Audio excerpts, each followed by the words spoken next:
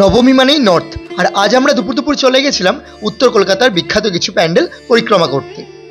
Shobhabazar metro station থেকে বেরিয়ে local একটা পূজা মণ্ডপে ভোগের প্রসাদ খেয়ে বেরোতেই হালকা ঝড় বৃষ্টি শুরু হয়ে গেছিল। কিছুক্ষণ তাই ওয়েট করে প্রথমে চলে এলাম বেনিয়াটলা।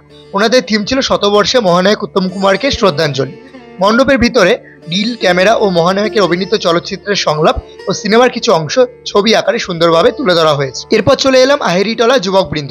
মণ্ডপ সজ্জা ও মায়ের মূর্তির অনবদ্য নজির তোমরা সেখানে পেয়ে যাবে। সেখান থেকে কিছুটা এগোতেই আহেরিটলা সার্বজনীন।